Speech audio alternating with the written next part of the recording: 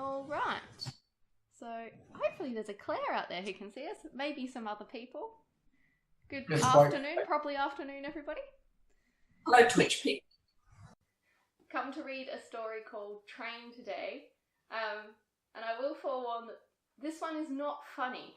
I think every other story that I've read so far has been, a somewhat comical tale, even if they had sort of some serious messages in them. Yeah, but Train is a semi-spooky, fantastical sort of thing, so hope that's good. So I just want to say to those watching on Twitch, apologies for the picture. This is the best our internet can do, so you will get left a little bit behind as we go along. So when I get to the end of the story, on the end of any kind of associated discussion we have, when I think I'd like to stop the stream, I will ask you to let me know when you get up to there. And if you could just give me a shout in the chat when you reach that point, then I will know it's safe to put on my end screen without chopping off the end for you. Okay. So this is Train. Dawn. There was ice on the grass, sparkling in the first rays of sun. If Amber looked down the train line, she was blinded by white reflections, glancing off the shining rails as they shrank away to a pinpoint in the distance. She stood where the rail bridge joined the footpath and watched these bright lights masquerade as warmth. Today Amber was going to catch a train, but unlike the other people who crowded on the platform below, hurrying to get to the right place, she was going to go on a mystery ride to the first town that had an interesting name. It could be anywhere, as long as it was new. She made her way down the steps to the platform, her satchel swinging side to side, and picked something with a nice ring to it on the screen of the ticket machine. In her satchel, a brown leather ancient thing with big brass buckles, was an apple, a pair of headphones, a small purse splitting with too many cards from this place and that, and a battered A4 notebook with a blue creased cover. She pulled a coin from the purse and added a bottle of water from a vending machine to this collection. On the train, Amber mostly looked out of the window. The glass kept fogging up near her nose as she peered intently at the outdoors passing by, the tips of her fine fawn-coloured hair lifting and falling slightly in the air rising from the heater. She tucked one leg up beneath the other on the seat, worn jeans scrunching up into creases like mountains and valleys, and drew her red-brown puffy waterproof jacket cosily around herself. Occasionally she doodled in her notebook, smiling at a thought, or chewing, frowning, on her pen, her freckled brow scrunched and nose tucked into the book's pages. Midday.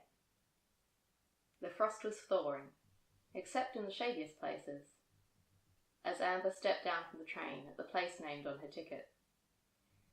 She looked up and down the small platform, and then made her way out of a little gate in a long wooden fence to find herself on the side of a narrow street lined with tall hedges. There were some thatched roofs showing above the greenery, and a couple of open driveway gates, displaying small gardens filled with herbs and the unopened buds of early flowering annuals. Apart from these ones, she could not see into any of the yards or tell much else about the houses. Amber walked the length of this little street, which seemed as though it was half asleep despite the sun shining high above. A cat looked out from a window behind one of the open driveway gates, just visible over a tall, waving bed of some kind of early spring flower Amber couldn't identify. Amber thought that the cat wanted to come out and see the sunshine, even though it was cold. It wanted the other inhabitants of the house to wake from their routine and go out into the breeze. Like me, Amber thought. An image of the office she worked in sprung to mind. All the employees tapping away at their data entry, somehow totally unaware that the world was out there waiting for them to notice it. She always pondered to herself that they probably didn't notice each other either. How many of them knew each other's names? They knew the boss's name. There was a high turnover. She stopped at the crossroads at the end of the street. On one side, the road turned to dirt, vanishing off into the fuzzy green thickness of the woods. On the other, it became paved after a short distance, and a sign with the name of the station suggested that it led to the centre of the village. She knew immediately which way she would go. 2 p.m. Amber wove her way down a narrow dirt track through rows of scented pines. Beneath the shadows of the branches, damp patches of cold remained, untouched by the sun. Orange fungi with yellow frilled edges emerged at intervals from fallen logs and the low shaded parts of the trunks. Amber crunched on her apple as she walked, the juice sweet on the back of her tongue. She looked up at the tall, straight trunks and thought about how the world would look up there.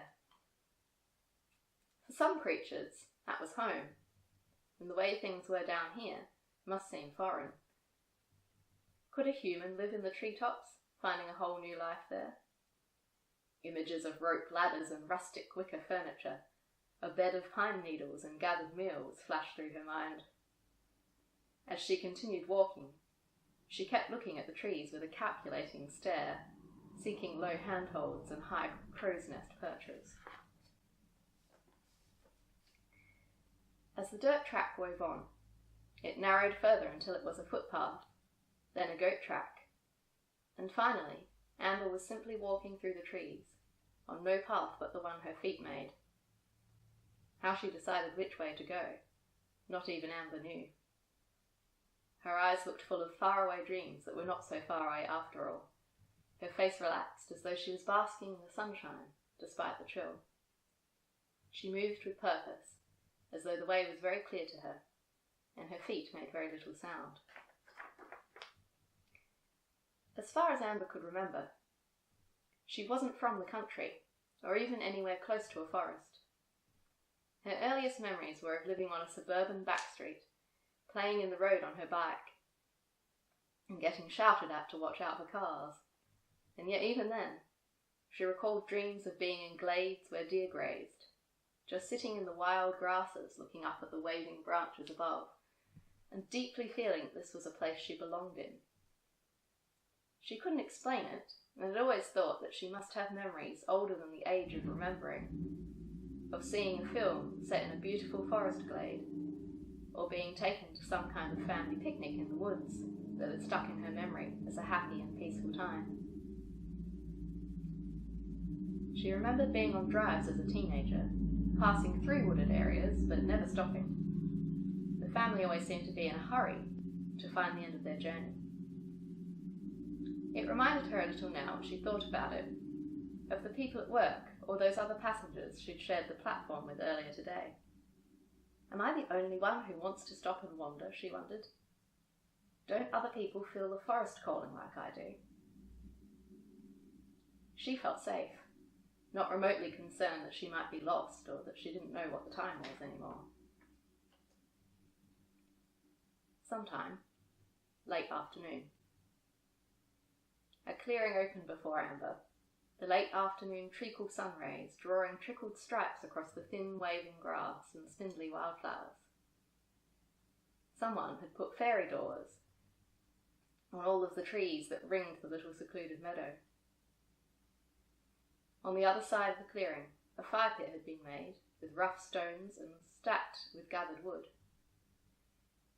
Amber looked past it into the shadows of the trees on the other side, and amongst the swaying stems of the first daffodils, she glimpsed the bottom of a ladder.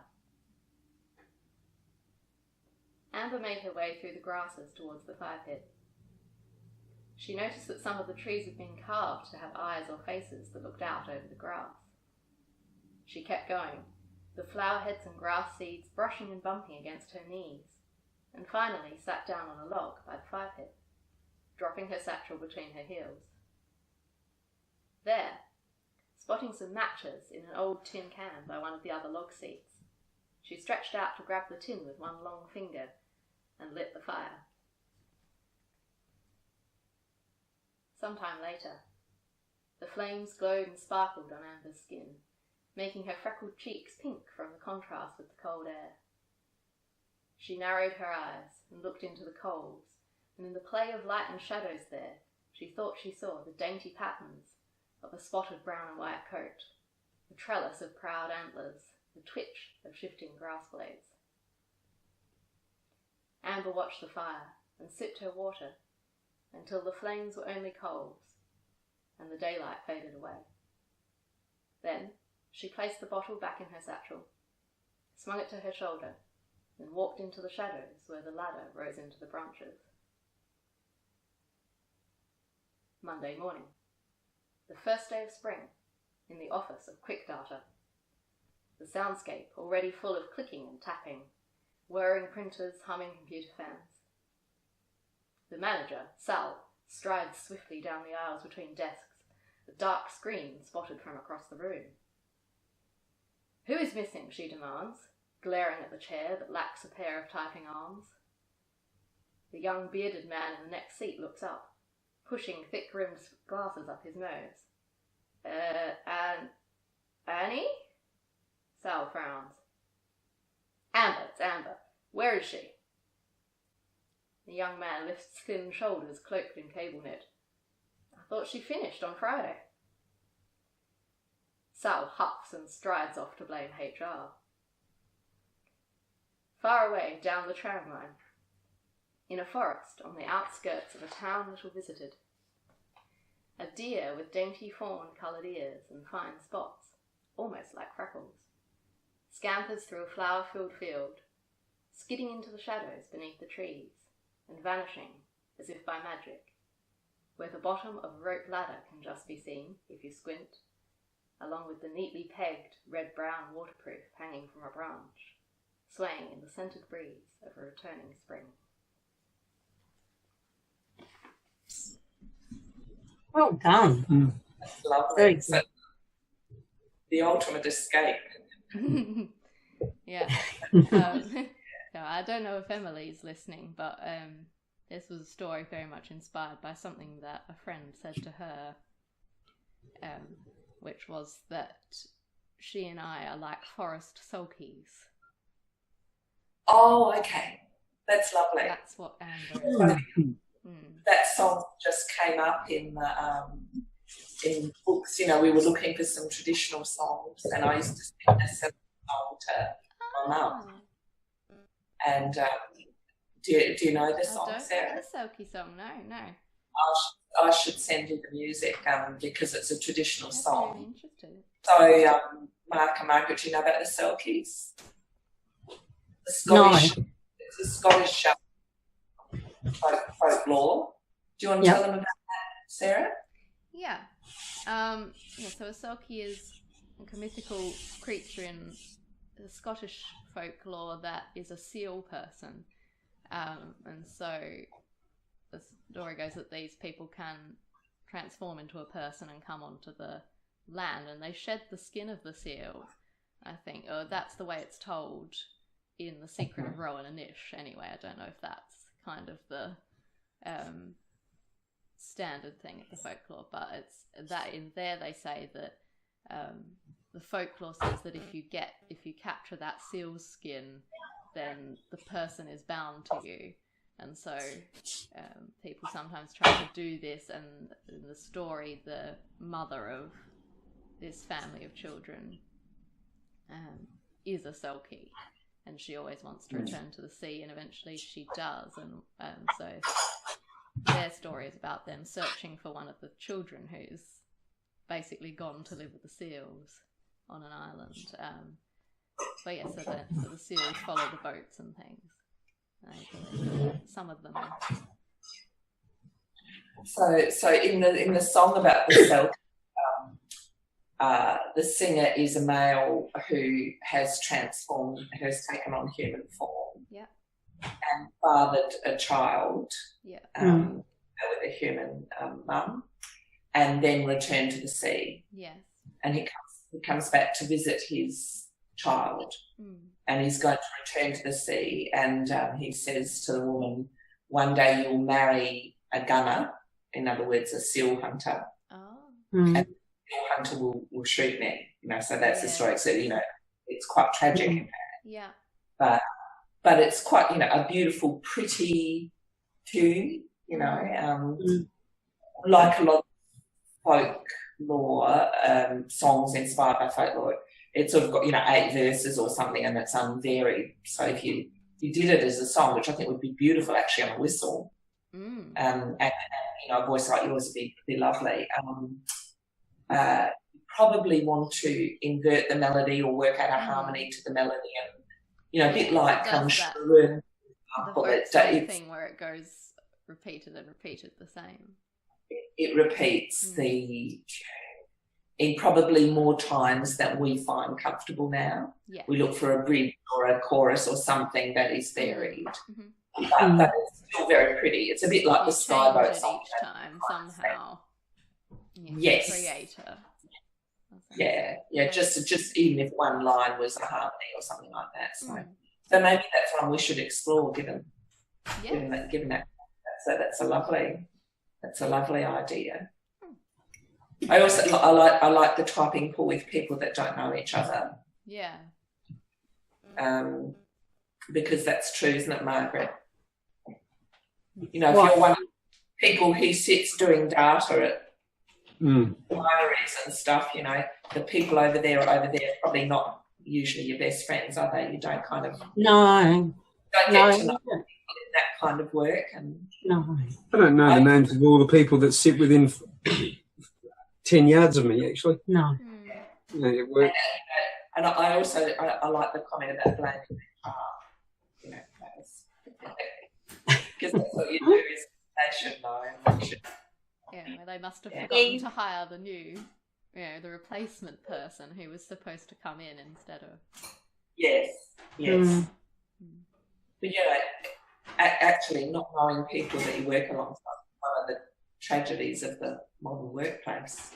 Oh, it is. And it's why smaller workplaces and places where you actually have to work as a team and stuff are so far preferable, because you maintain some sense of community and individuals mattering. Yeah. That's nice. So now I understand the image that went with that title, Train, because when I saw the image and the title, I was like, whoa. How do these belong together? So the connection is nice. So Forest Selkies.